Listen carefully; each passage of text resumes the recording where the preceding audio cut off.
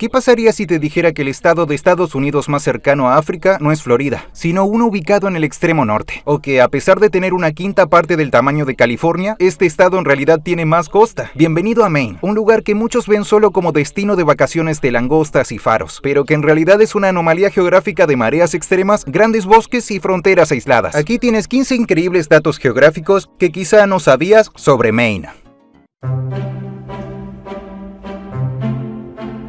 Al mirar un mapa en proyección de Mercator, la mayoría asume que Florida es el punto de Estados Unidos más cercano a África.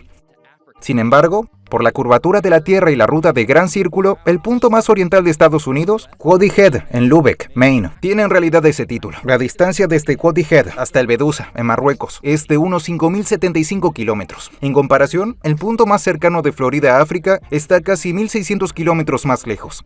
Este dato muestra la distorsión de los mapas planos. Como Maine sobresale tanto hacia el este y está en una latitud alta, la línea más corta a través del Atlántico conecta directamente con la costa norte de África. Es una rareza geográfica que obliga a replantear nuestros mapas mentales del Atlántico. Este dato parece imposible dada la diferencia de tamaño entre ambos estados, pero se explica por la paradoja de la costa. Si mides la costa general, del punto A al punto B, California es más larga. Sin embargo, la geografía usa la línea de costa mareal, que sigue el perímetro de cada bahía, ensenada, isla y desembocadura afectada por mareas. La costa de Maine es un fractal irregular, esculpido por glaciares en retirada que dejaron miles de islas rocosas y largas penínsulas. Cuando la Oficina Nacional de Administración Oceánica y Atmosférica traza ese contorno, Maine alcanza 5.600 kilómetros de costa mareal, mientras California llega a unos 5.515. Esta geografía irregular explica su fuerte cultura marítima. Sus innumerables refugios crean puertos naturales perfectos para barcos langosteros y veleros que sostienen la economía. Mientras los remolinos suelen considerarse ficción o mito, Maine alberga uno real y peligroso: el Old Sow, en la bahía de Passamaquoddy, entre Eastport, Maine y Deer Island, Canadá. Es el mayor remolino de marea del hemisferio occidental y el segundo del mundo. Se forma por el enorme intercambio de mareas de la bahía de Fundy. Cuando la marea entra, millones de metros cúbicos de agua son forzados por una zanja submarina estrecha, chocando con corrientes opuestas. Esto crea un giro que puede formar un embudo de hasta 75 metros de ancho, aunque es navegable para grandes embarcaciones en marea muerta. Las pequeñas deben evitarlo cuando la corriente está activa. El agua en agitación crea un entorno rico en alimento marino, ideal para ver marsopas y ballenas desde distancia segura. El apodo de Maine, el estado del pino, se queda corto.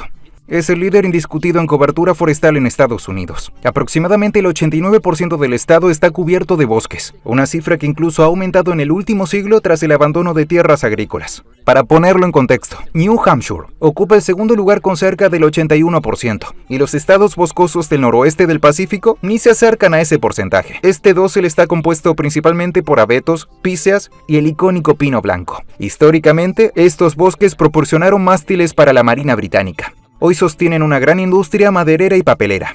Esta densidad también contribuye a su aire limpio y a su papel como gran sumidero de carbono en el noreste.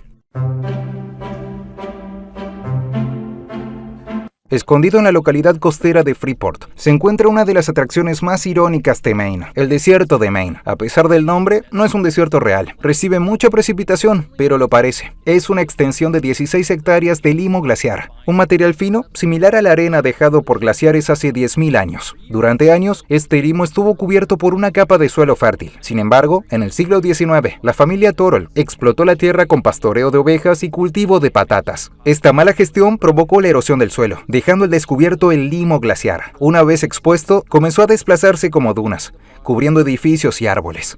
Hoy permanece como un claro recordatorio de la importancia de la agricultura sostenible y una ventana a la historia glaciar de Nueva Inglaterra.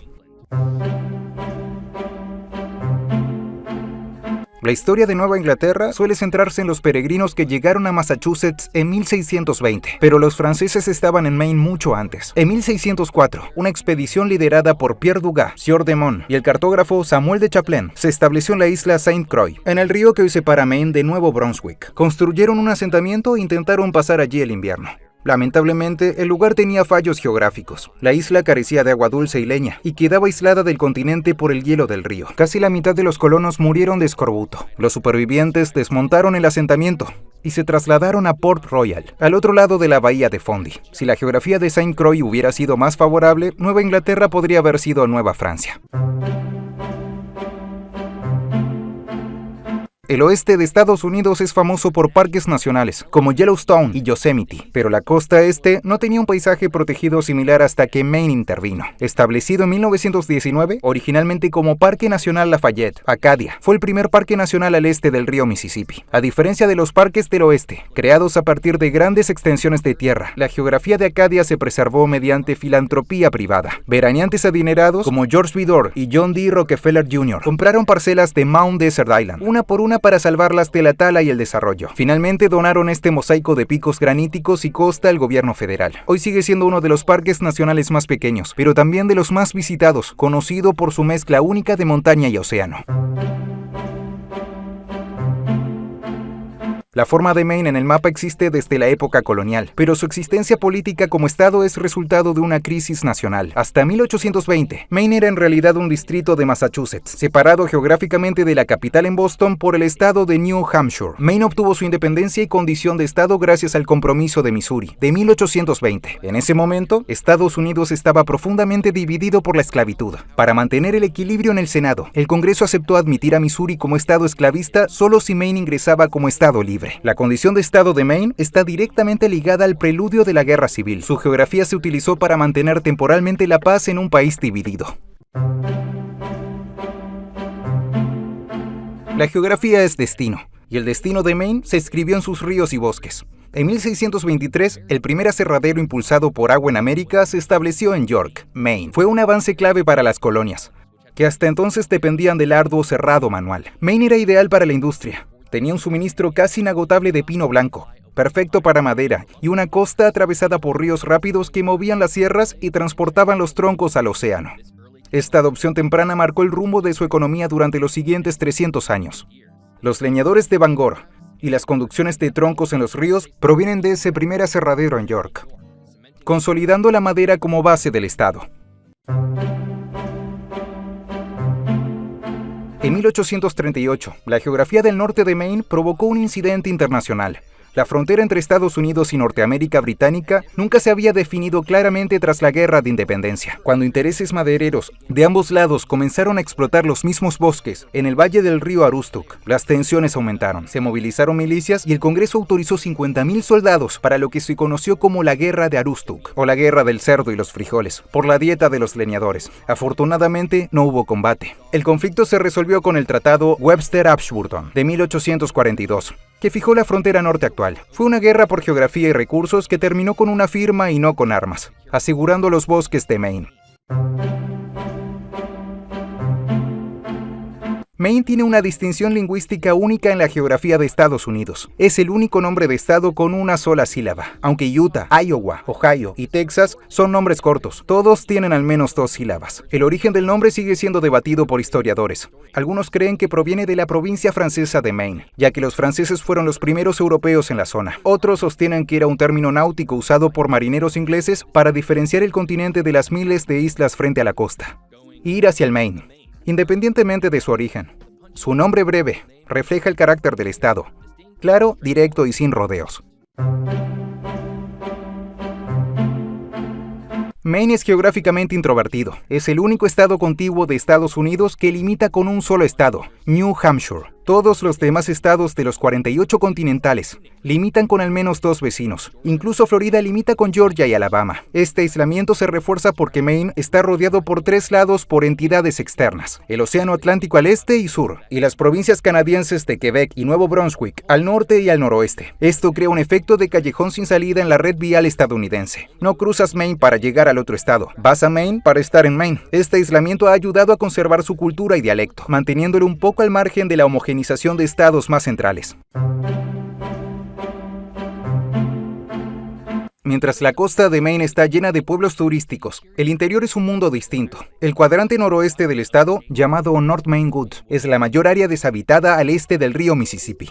Esta zona está formada en gran parte por territorios no organizados. No hay alcaldes, ni ayuntamientos, ni carreteras públicas asfaltadas. En su lugar, es una red de caminos forestales privados gestionados por empresas madereras. Los visitantes deben pasar por controles para entrar. En un país donde la costa este se asocia con alta densidad, como el corredor Bushwash, el interior de Maine ofrece una soledad propia del oeste remoto. Puedes conducir horas por caminos de tierra sin ver casas, gasolineras ni líneas eléctricas. Si quieres ser la primera persona en Estados Unidos en ver salir el sol, tienes que estar en Maine, pero debes saber dónde en Maine. Como la Tierra se inclina sobre su eje durante el año, el punto exacto del primer amanecer se mueve a lo largo del estado, aproximadamente del 7 de octubre al 6 de marzo. La primera luz llega a la cima de Cadillac Mountain, en el Parque Nacional Acadia por su altura. Del 25 de marzo al 18 de septiembre, el honor pasa a Mars Hill, en el condado de Aroostook, por su latitud más al norte. En las semanas intermedias, el título corresponde a West Quoddy Head, el punto más oriental.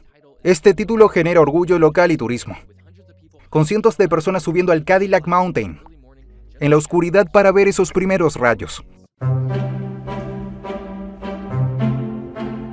Cuando se piensa en producción de fruta, se suele pensar en las naranjas de Florida o las manzanas de Washington, pero Maine destaca en el mundo de las bayas. El estado es el mayor productor de arándanos silvestres del mundo, con el 99% de la producción de Estados Unidos. A diferencia de los arándanos cultivados de gran tamaño que se venden en supermercados, los de Maine son nativos del paisaje. No se plantan, se gestionan. Crecen de forma natural en los suelos glaciares rocosos y ácidos de la región Down East. Estas plantas son muy resistentes, sobreviven inviernos duros y crecen cerca del suelo. La cosecha es un gran evento cultural, y la industria es tan importante para la identidad del estado que el pastel de arándanos fue declarado postre oficial. Maine siempre me ha fascinado como estado, sobre todo porque es bastante grande, pero tiene una población muy pequeña en comparación con su tamaño. También es el lugar donde se encuentra el Portland original del país, que dio nombre también a mi ciudad natal. Hablando de Marruecos, que como dije, es el país más cercano a Maine, esta semana estoy viajando en su tren de alta velocidad, el único de África, para entender mejor por qué solo cuenta con una línea y por qué conecta Casablanca con Tánger. Así que acompáñame en mi canal de viajes. Espero que hayas disfrutado aprendiendo todo sobre Maine. Si fue así, asegúrate de ver este video sobre por qué la geografía del Océano Índico es tan extraña. Gracias por verme. Hasta la próxima.